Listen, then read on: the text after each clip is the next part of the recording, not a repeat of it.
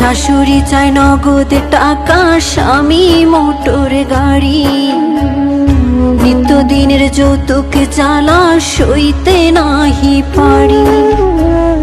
কথায় কথায় ওরা সবাই তোলে গায়ে হাত, নোংরা ভাষায় দেয় যে গালি, তুলে বংশজাত।